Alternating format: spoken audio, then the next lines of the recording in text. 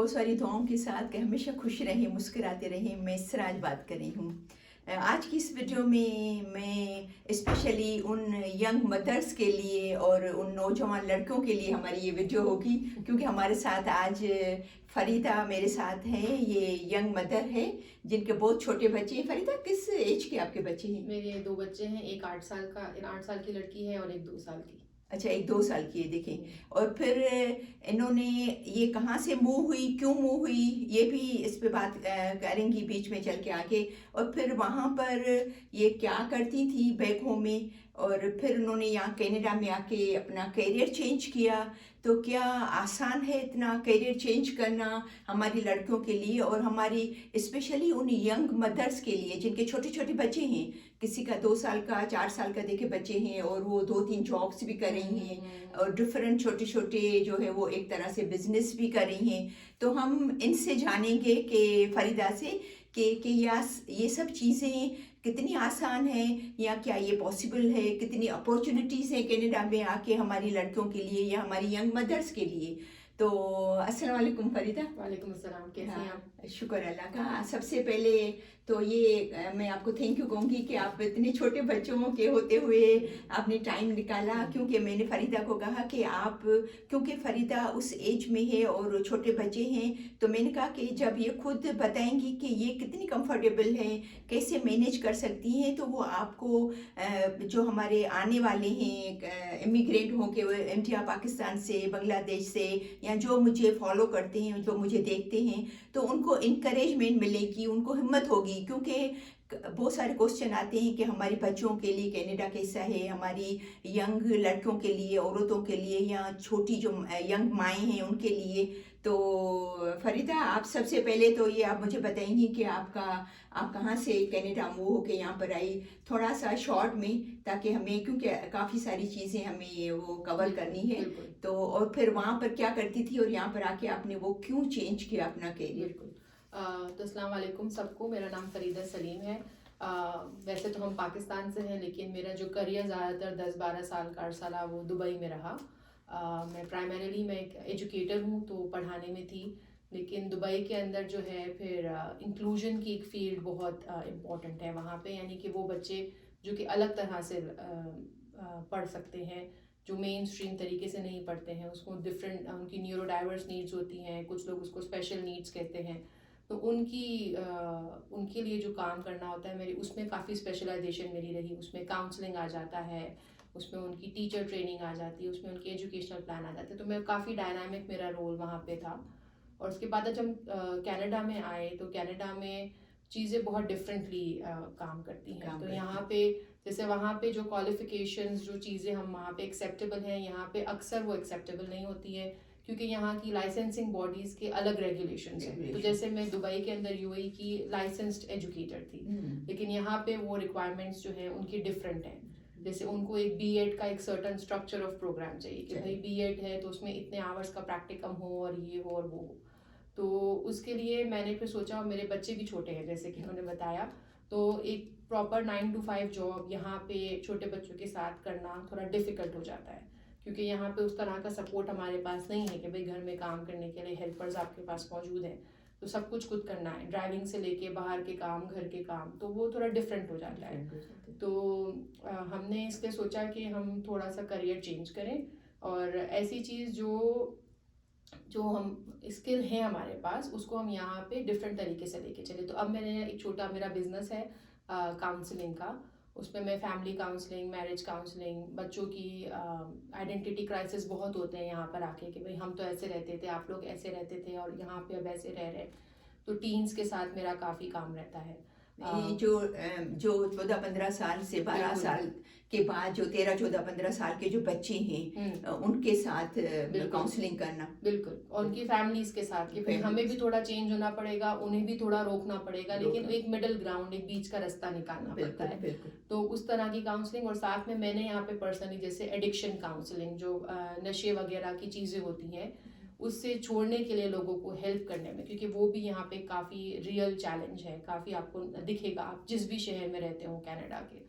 तो उसकी काउंसलिंग की ट्रेनिंग मैंने यहाँ से ली। इवन वो पाकिस्तान में भी हो गया है, वो बिल्कुल काफी टाइम से हो गया है। हाँ यानी कि जो हम अपने अल्फाज में बोलते हैं ना कि इसको इस चीज की लत लग गई है। बिल्कुल अपन जो मेन वर्ड यूज करें लत लग कि लत लग गई है, जिससे वो निकलना नहीं चाह रहा है। हम्म। क्योंकि जब इंसान को एक चीज की लत लग जाती है तो उससे उसमें से कैसे उसको बाहर निकाला जाए, प्यार मोहब्बत से समझा के, तो उसकी काउंसलिंग उसकी करती है। काउंसलिंग थी, तो उसकी ट्रेनिंग जैसे मैंने यहाँ पे ली, क्योंकि वो एक ऐसी चीज़ थी जो मैंने पहले नहीं पढ़ी थी, नहीं। लेकिन जनरल साइकोलॉजी और काउंसलिंग मैंने पढ़ी हुई थी। तो उसका मैंने एक छोटा सा बिजनेस यहाँ पे स्टार्ट किया, जो कि अल्हम्दुलिल्लाह अच्छा चल रहा है।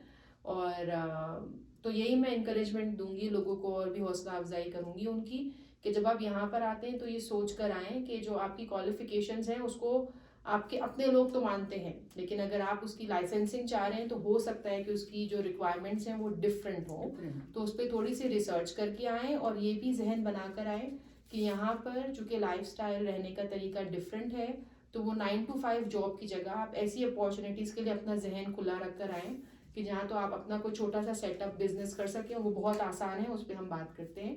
या फिर आप पार्ट टाइम्स की तरफ जाएं, या फिर आप किसी ऐसी फील्ड की तरफ जाएं जिसमें आपकी पुरानी स्किल्स यूज़ करते हुए थोड़ा सा उसको अपग्रेड करके, अपस्केल करके आप एक डिफरेंट चीज़ कर सकें।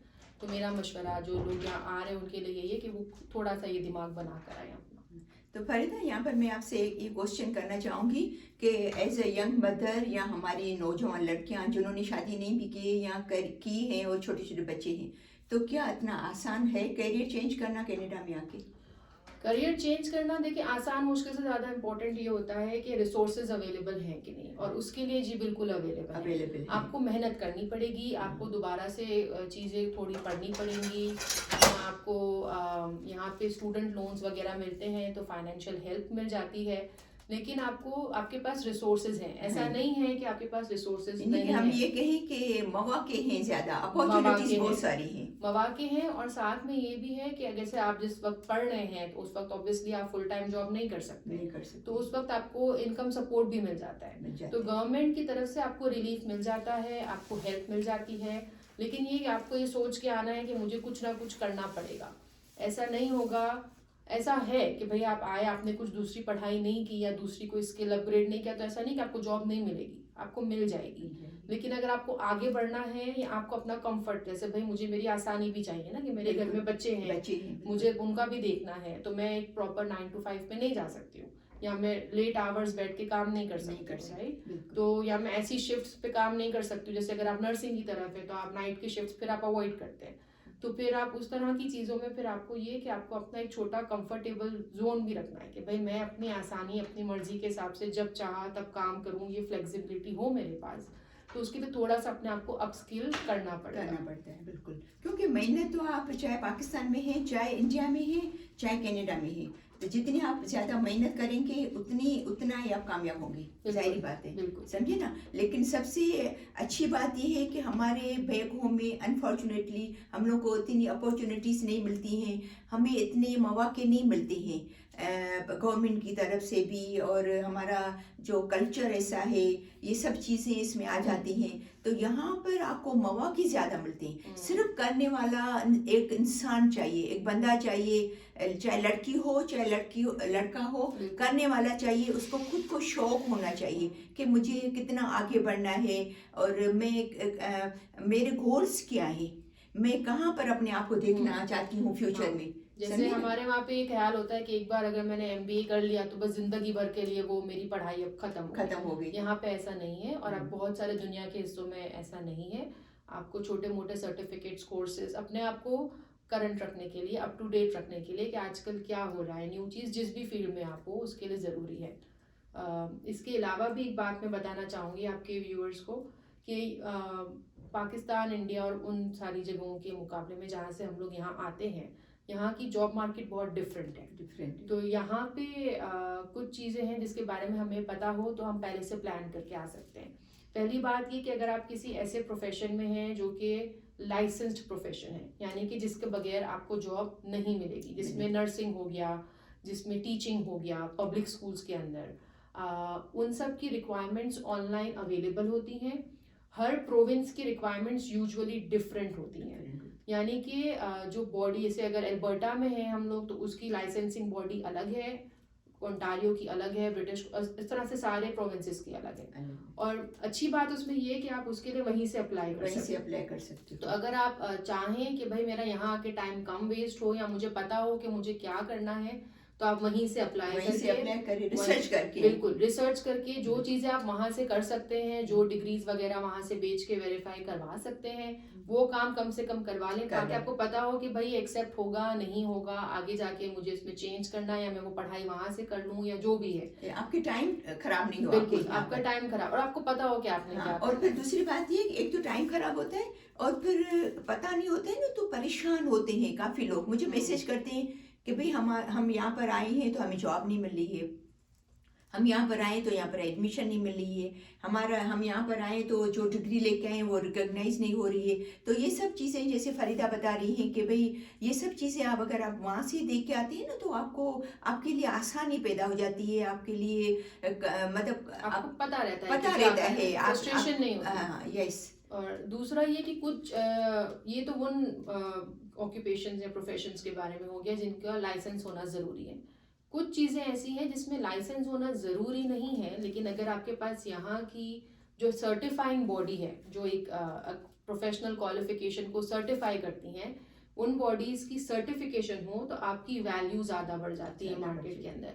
फॉर एग्जाम्पल अगर आप HR में हैं तो HR की यहाँ पे एक सर्टिफाइंग बॉडी है जिसका लिंक हम लोग डिस्क्रिप्शन में भी डाल देंगे वीडियो की, उसमें आप अपनी अगेन वहीं से आप इंटरनेशनल क्वालिफिकेशंस को वेरीफाई करवा सकते हैं, ताकि जब आप आए तो आपको पता हो कि भाई इतने आवर्स का मुझे एक अपडेट करना है कि इतने आवर्स मैंने काम किया है, उसको कोई सुपरवाइजर टेस्ट करेगा और फिर आपके पास वो क्वालिफिकेशन आ जाएगी। तो फिर आपके लिए आसानी होगी, क्योंकि फिर सामने जो एम्प्लॉय आपको कर रहा है उसको पता होगा कि आपको यहाँ की मार्केट के हिसाब से स्टैंडर्ड्स का पता है, यहाँ के स्टैंडर्ड्स को आप मीट करते हैं। तो इस तरह के जो प्रोफेशंस हैं उसके लिए हम सजेस्ट करेंगे, जिसमें आपके पास जो है वो, जैसे अगर आप सोशल वर्क में जाना चाहते हैं, काउंसलिंग और थेरेपी की तरफ जाना चाहते हैं, साइकोलॉजी में जाना चाहते हैं, तो उसकी भी सारी ऐसी ऑर्गेनाइजेशंस हैं। अकाउंटिंग की बात है, उसमें आप अगर उसकी सर्टिफिकेशन की तरफ, अभी से आपको पता हो कि क्या रिक्वायरमेंट्स है, तो अगर मैं आके कोई छोटी जॉब स्टार्ट भी कर रहा हूँ लेकिन फिर आगे जाके मुझे उसकी सर्टिफिकेशन के रूल्स पता हैं, तो फिर मैं आहिस्ता आहिस्ता उस पर काम करके मैं अपनी जो है वो वैल्यू बढ़ा सकता हूँ।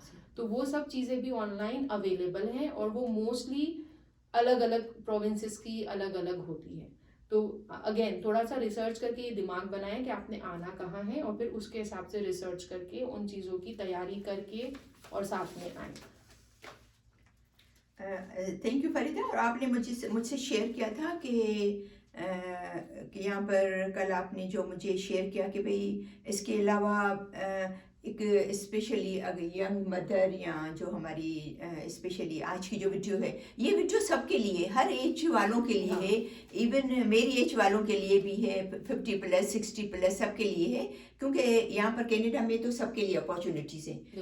ऐसा बिल्कुल भी नहीं है अगर आप 75 के भी हो और अगर आप हिम्मत है पढ़ने की, कैरियर चेंज करने की हिम्मत है, तो आप ये सब कर सकते हैं, ठीक है ना। लेकिन आज की हमारी स्पेशली वीडियो जो है वो यंग मदर्स के लिए, जिनके बच्चे छोटे हैं, जवान लड़कियां हैं। तो इसके अलावा भी कौन से छोटे छोटे ऐसे काम है जो आपने जैसे मुझे कहा था कि वो छोटे छोटे कोर्सेज करके हैं? बिल्कुल बिल्कुल। तो जैसा कि आपने कहा कि यंग मदर्स के अलावा वैसे भी हमारे वहाँ खवातीन प्रेफर नहीं करती कि हम पूरा पूरा दिन बाहर रह के घर से काम करें, या हम अपने हिसाब से we want to be our own boss, हम अपने ही बॉस बन के काम करना चाहते हैं। तो उसके लिए घर पे बैठ के आप बहुत सारे बिजनेसेस यहाँ से ऑपरेट कर सकते हैं, और उसके लिए कोई बड़ी पढ़ाई नहीं करनी पड़ती, कोई उसका बड़ा जो है वो लंबा चौड़ा प्रोसेस भी नहीं है बिजनेस में। यहाँ पे कनाडा में अपना बिजनेस रजिस्टर कराना वो थोड़ा आसान है दूसरे कुछ ममालिक के मुकाबले में। अच्छा। आप घर के अंदर रह के भी, जैसे भाई अगर आपका घर है, आपने बेसमेंट जो है उसका चाहे तो अपने बिजनेस के लिए यूज कर सकते हैं। बिल्कुल। उसके लिए उसकी ऑनलाइन रिक्वायरमेंट्स होती हैं जिस भी बिजनेस की आप आपकी तरफ जाना चाहें, लेकिन बेहतर यही रहेगा कि आप किसी ऐसी स्किल में जो है वो स्पेशलाइज करें जो कि ह्यूमन सर्विस की स्किल है। मैं इसकी एग्जांपल देती हूँ, जैसे यहाँ पे एस्थेटिक्स का जो है वो बहुत ज़्यादा काम होता है। एस्थेटिक्स का मतलब है कि सलून, जिसको हम वहाँ पे पार्लर कहते हैं, लेकिन यहाँ पे ऐसा नहीं होता। जैसे हमारे वहाँ तो ये सोचा जाता है ना कि भाई मैंने सर से लेके पाँव तक जो काम करवाना है मैं पार्लर में जाके एक ही जगह जाके करवा लूँ। यहाँ पे ऐसा ज़रूरी नहीं है। तो यहाँ पे जैसे नेल सैलून, नेल स्पास का एक अलग पूरा डिमांड है, वो डिमांड है, बिल्कुल ठीक है। अलग शॉप्स हैं, अलग उनके स्टूडियोज हैं। बालों के काम की जो है फुल वैरायटी में एक जगह कोई बंदा स्पेशलाइज करता होगा, यानी कि जनरल दुकानें भी हैं लेकिन स्पेशलाइज भी हैं। बाकी जो हमारी रेगुलर मेंटेनेंस के काम होते हैं उसकी एक जनरल दुकान होती है। तो यानी कि आप इस पे थोड़ा सा रिसर्च करें और फिर जैसे छोटी सी इन्वेस्टमेंट के साथ आप जो है, और उसमें भी गवर्नमेंट हेल्प करती है। अगर आपने बिजनेस स्टार्ट किया है तो आपको टैक्स के रिफंड्स वगैरह मिलते हैं। तो आप जो है वो छोटी सी इन्वेस्टमेंट के साथ कि भाई मैं जो हूँ वो ये एक छोटी सी, जैसे मैं बालों के काम में स्पेशलाइज करती हूँ, या मैं सलून में नेल्स के काम में स्पेशल, या मैं खास किस्म के आजकल यहाँ पे लेजर का काम, या फिर स्किन पिगमेंटेशन, तो स्किन को लेके कॉस्मेटिक्स की बहुत सारे काम जो है वो इस तरह से आप घर में कर सकते हैं। अगर आप खाना अच्छा पकाते हैं तो आप अपने घर के अंदर कमर्शियल किचन रजिस्टर करवा सकते हैं। यानी कि आप यहाँ पे फूड एंड हैंडलिंग का, अगेन प्रोविंस के हिसाब से होता है, फूड एंड हैंडलिंग का एक छोटा सा कोर्स होता है, सस्ता भी होता है, ज़्यादा लंबा भी नहीं होता है, क्योंकि यहाँ एलर्जी कुछ वीक्स का होता है, शायद कुछ वीक्स का हफ्तों का होता है, बस बिल्कुल महीनों का भी नहीं। हाँ बिल्कुल। तो आप वो कर सकते हैं कि भाई हम वो सर्टिफिकेशन ले लें, अपना बिजनेस रजिस्टर करा रहे हैं और घर में बैठ के, क्योंकि यहाँ पे लोगों के पास टाइम नहीं होता कि रोज रोज फ्रेश खाना बनाएं। तो अगर आप कर सकते हैं तो आप जो है उस तरह के छोटे छोटे किचन ऑपरेट कर सकते हैं, केटरिंग का काम कर सकते हैं। तो ये एक और एग्जाम्पल हो गई। इसके अलावा अगर आप जो है वो टीचिंग, या हमारे यहाँ क्या होता है कि स्कूल में टीचर ही सारे काम करता है, यानी कि जो भी काम करना है वो टीचर ही करेगा। यहाँ पे ऐसा नहीं होता, टीचर का काम सिर्फ पढ़ाना है।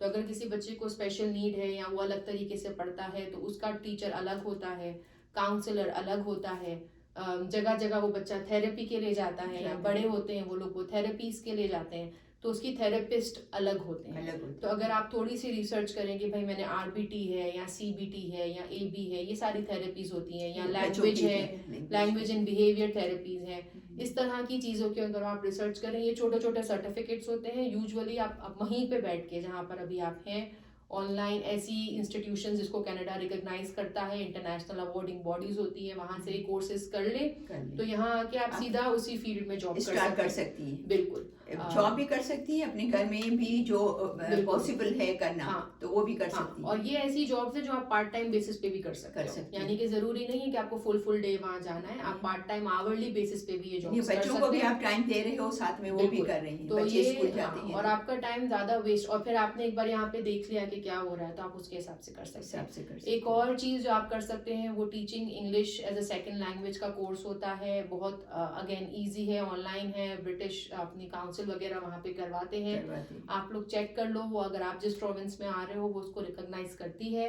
वो कोर्स करके भी आप आ सकते हैं। उससे अगेन यहाँ बहुत ज़्यादा इमिग्रेंट पॉपुलेशन है जिसको इंग्लिश नहीं आती है, तो आपके पास एक एडवांटेज होता है कि आपके पास ये सर्टिफिकेशन भी है और आप उनकी जबान भी बोलते हैं तो आप आराम से बिल्कुल। और इसकी भी अगेन आप पार्ट टाइम जॉब्स कर सकते हैं, और यहाँ पे बहुत सारे ऐसे गवर्नमेंट फंडेड प्रोजेक्ट्स हैं जो ये जॉब्स ऑफर करती हैं, तो वो आपके लिए अच्छा है। इसके अलावा जैसे हमारे वहाँ पे डे केयर का सिस्टम होता है, यहाँ पे भी होता है डे केयर का सिस्टम, लेकिन साथ ही साथ अगर आप प्रॉपर डे केयर अभी नहीं स्टार्ट कर सकते तो आप डे होम स्टार्ट कर सकते हैं। और डे होम का कॉन्सेप्ट क्या है, अगेन आपके घर के अंदर एक कमरा आप डेडिकेट कर दें, चाहे बेसमेंट। फरीदा मैं आपको बात काट रही हूँ, डे केयर और डे होम में थोड़ा सा आप डिफरेंस बताइए। हाँ बिल्कुल। तो डे होम ये होता है, जो मैं बता रही थी, कि आप अपने घर के अंदर एक कमरा या आपका बेसमेंट आपने डेडिकेट कर दिया है कि भाई ये कमरा जो है इसको हम घर वाले बाकी तौर पे नहीं इस्तेमाल करेंगे, ये सिर्फ बच्चों के केयर के लिए रखा जाएगा। आमतौर पे घर के अंदर एक कमरे के अंदर आप 5 बच्चे, अपना बच्चा मिला के 6 बच्चे 5 बच्चे और किसी के रख सकते हैं। अगेन इसका प्रोसेस ज़्यादा मुश्किल नहीं है, लेकिन आपके पास अर्ली चाइल्डहुड डेवलपमेंट का लेवल 1 सर्टिफिकेट कम से कम होना चाहिए, और वो भी आसानी है, वो भी आसानी से आप वहाँ पे कुछ महीनों के अंदर वहाँ से भी कर सकते हैं, बहुत आराम से अब होता है, यहाँ आके कर सकते हैं। तो आपके पास वो सर्टिफिकेट होगा, आप बहुत आसानी से उसका, हमने वो लिंक भी डालेंगे आपके लिए डिस्क्रिप्शन में, आप उसको रजिस्टर करवा सकते हैं। और अपने घर के अंदर एक 5 बच्चों को, जिसकी जैसे जो पेरेंट्स वर्क के लिए जाते हैं उनको आप रिक्वायरमेंट्स उनकी, आपको अगेन फूड एंड सेफ्टी की एक छोटी सी कोर्स यहाँ पे करनी पड़ती है, 1 आध दिन का होता है, वो ज़्यादा लंबा नहीं होता है।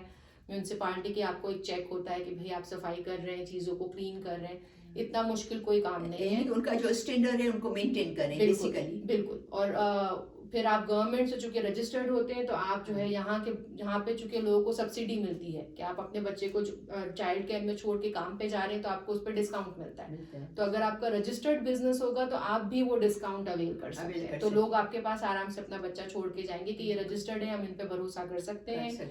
और आप आराम से अपने घर के अंदर अपने बच्चा आपका छोटा है उसके साथ 2-4 बच्चे और रख के आपका खर्चा भी निकल रहा है और वैसे भी आपने ध्यान तो रखना ही है पूरे दिन अपने बच्चे का। नहीं, अपना बच्चे का रखना है, यानी एक तरह से साथ में आपका बच्चा भी पल रहा है और आप अर्न भी कर रहे हैं वैसे। बिल्कुल। तो ये भी एक अच्छा ऑप्शन है हमारे जवान वो लोग या बूढ़े भी जो रिटायर्ड हैं लेकिन अभी उनके अंदर हिम्मत है, वो काम करना चाहते हैं, लेकिन ऑब्वियसली बाहर के बड़े बिजनेसेस के उनको अभी नहीं परेशानी पालनी, तो वो घर के अंदर ये छोटे काम कर सकते हैं। तो ये है एक और चीज जो यहाँ पे बहुत ज्यादा इम्पोर्टेंट, यहाँ एक मार्केट का सेक्टर में आपको बताऊं जो इंडिजिनियस कम्युनिटी यहाँ की है। तो कनाडा में जो जैसे हमारे यहाँ पाकिस्तान इंडिया में कॉलोनाइजेशन हुई थी वेस्ट से लोगों ने आके हमारे ऊपर हमें गुलाम बनाया था वहाँ पे, ऐसा यहाँ के जो लोग नेटिव थे उनके साथ भी हुआ था। तो वो लोग अभी यहाँ पे काफी प्रीडोमिनेंटली हैं और वो काफी परेशान भी हैं क्योंकि उनको भी वो अपॉर्चुनिटीज नहीं मिली। लेकिन यहाँ की गवर्नमेंट उस बात की जिम्मेदारी लेती है और उनके लिए बहुत सारे प्रोजेक्ट्स करती है, उनको कोशिश करती है कि उनको ये हेल्प की जाए कि वो जो भी उनके साथ गलत हुआ उसकी जगह उनको अब वो रिसोर्सेज फराहम किए जाएं कि वो भी जो है अपने पैरों पे खड़े हो सके। तो इसलिए यहाँ पे इंडिजिनियस कम्युनिटीज़ के साथ काम करने का भी बड़ा जो भी फील्ड हो, एजुकेशन हो, सोशल वर्क हो, कुछ भी हो, उसमें रहता है। उसका भी एक कोर्स जो है फ्री में यूनिवर्सिटी ऑफ एल्बर्टा का ऑनलाइन अवेलेबल है। फ्री में है 12 हफ्ते का। आप कम से कम कोर्सेरा पे है वो करना फ्री है, सर्टिफिकेट जनरल मिल जाता है आपको। अपना नाम वाला सर्टिफिकेट चाहिए यूनिवर्सिटी का तो कुछ $50-60 उसके एक्स्ट्रा होते हैं, कोई इतना बड़ा मसला नहीं है। आप अगर वो कर लें तो कम से कम आपको अंदाजा होगा कि यहाँ पे किस किस तरह का जो उस कम्युनिटी का पूरा बैकग्राउंड है, आपकी सीवी पे भी अच्छा लगता है कि आपको यहाँ के लोगों के बारे में पता है। और मजीद फिर आप उसमें आगे अपनी स्पेशलाइजेशन कर सकते हैं। लेकिन अगर आपको वो सर्टिफिकेट अपने नाम का खास यूनिवर्सिटी का नहीं चाहिए, कोर्सेरा का जनरल भी चाहिए, तो आप फ्री में ये कोर्स करके एक फील्ड जो है वो एक्सप्लोर कर सकते हैं। तो ये छोटी छोटी चीज़ें हैं जो मतलब आप थोड़ा सोचें और अपना दिमाग बना के आए कि जैसे ट्रेडिशनल वे से यहाँ पे काम नहीं होता। जैसे हमारे वहाँ पे नर्सिंग के बारे में ये ख्याल है कि नर्सें सिर्फ हॉस्पिटल में या क्लिनिक में काम करती है, ऐसा या नहीं, यहाँ पे ऐसा नहीं है। नर्सेज यहाँ पे आपको हर जगह काम करती हुई मिलेंगी हॉस्पिटल और वहाँ पे तो करती हैं क्लिनिक्स में, लेकिन साथ ही जैसे सीनियर लिविंग्स हैं उसमें उनको असिस्ट करना। कोई भी ऐसी जगह जहाँ पे कोई भी रह रहा है जनरल गवर्नमेंट सपोर्ट पे, वहाँ पे नर्स का होना लाजमी है। तो ये ऐसी बहुत सारी फील्ड हैं जो वैसे हमारे पास नहीं होती है पाकिस्तान इंडिया में, यहाँ पे मौजूद है। तो नर्सेज भी ये सोच कर आए कि हम अगर लाइसेंस ले लेंगे तो ज़रूरी नहीं है हम वो 8-8, 10-10, 12 घंटे की शिफ्ट्स करते रहें। यहाँ पर मैं फरीदा की बात काट रही हूँ, सॉरी फरीदा, कि मुझे याद है मुझे ये तकरीबन 1 साल पहले की बात है, किसी ने कहा था कि नर्सिंग का मैंने उनको बताया था कि अच्छा यहाँ पर स्कोप है, तो उन्होंने कहा कि हमारे बच्चों को हॉस्पिटल में काम नहीं कराना है हमें।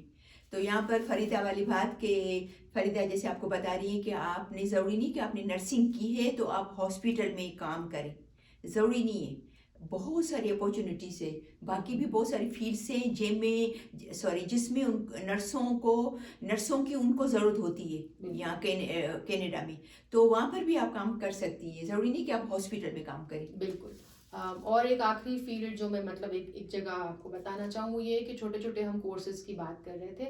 तो जैसे अगर फुल टाइम टीचर आप टीचिंग के पेशे से हैं, आपको नहीं बनना, तो यहाँ पे आप अगेन पार्ट टाइम इवनिंग के बहुत सारे ऐसे सेंटर्स हैं जहाँ पे आप जॉब्स कर सकते हैं सीखने या सिखाने वाली जगहों पे, जिसमें छोटी छोटी चीज़ें। अगर आप स्विमिंग इंस्ट्रक्टर हैं तो आप वीकेंड या इवनिंग जॉब्स पे जा सकते हैं, स्विमिंग का काम कहीं पे सिखा सकते हैं। आप फॉर एग्जांपल टाइकोंडो या मार्शल आर्ट्स में हैं, यहाँ पे कुमोन नाम का आप रिसर्च कर सकते हैं। मेज का वो सब है जो एजुकेशनल प्रोग्राम्स हैं, या रोबोटिक्स हैं, लेगो को लेके आजकल माइनक्राफ्ट को लेके बहुत सारी वीडियो गेम मेकिंग्स हैं। ये सारे ऐसे छोटे छोटे स्पेशलाइज्ड वर्क हैं जिसको अगर आप वहाँ से थोड़ा सा सीख के उस पर थोड़ी सी ट्रेनिंग लेकर आए तो फिर आप वो स्पेशलाइज उन सेंटर्स में जाके इवनिंग आवर्स में आफ्टर स्कूल बच्चों के साथ या फिर वीकेंड्स पे जो है काम कर सकते हैं कि भाई अगर वीकेंड पे मेरे हस्बैंड या कोई और मेरे बच्चों को संभाल रहा है तो मैं पूरा हफ्ता घर पे ध्यान दूँ और फिर वीकेंड पे 1-2 दिन जाके अपना थोड़ा बहुत मेरा रोजगार भी चलता है, तो ये भी कर सकते हैं। और यहाँ पे सीनियर लिविंग में स्पेशली क्योंकि गवर्नमेंट की तरफ से सीनियर्स जो होते हैं उनको, या वो लोग जो कि किसी भी तरह से डिसेबल्ड होते हैं, उनको असिस्टेड लिविंग के अंदर बहुत सारे हेल्पर्स चाहिए होते हैं, जिसमें कोई खास ट्रेनिंग की ज़रूरत नहीं होती है। उसमें आपके पास फर्स्ट एड, CPR और फूड हैंडलिंग, ये छोटे छोटे कोर्सेज होते हैं। आप वहाँ से करें, आप यहाँ से ऑनलाइन करें, रिसर्च करके थोड़ा सा सेलेक्ट करें। इतना इन्वेस्टमेंट नहीं है उसमें टाइम का, थोड़ा सा फिजिकल ऑब्वियसली काम होता है क्योंकि आपको किसी को हेल्प करना है।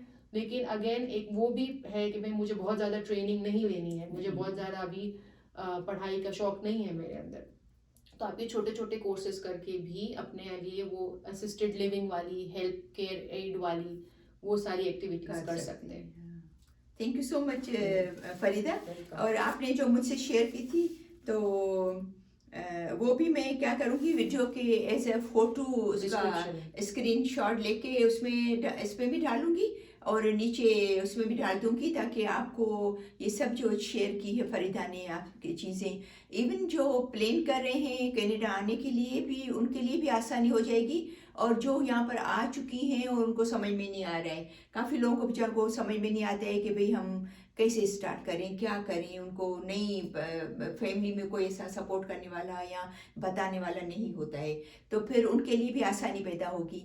तो thank you so much Farida कि आपने टाइम दिया और इतने छोटे बुलाया, अपने छोटे देखे आप फरीदा को, आप देखे ना कि अपनी आज उनकी ट्रेनिंग थी ना, जी ट्रेनिंग भी थी, जॉब भी थी, और बच्चों का भी करके आई है, बच्चों को स्कूल भी भेज के आई है, वापस बच्चों को जाके लेके, यानी कि एक दिन में या कनाडा में आप इतने सारे काम जो फरीदा करके आई है वो आप सब कर सकते हैं। बिल्कुल सब कर सकते हैं, ज़्यादा भी कर सकते हैं, इससे ज़्यादा भी कर सकते हैं, बिल्कुल, बस एक करने वाला इंसान चाहिए, ठीक है ना।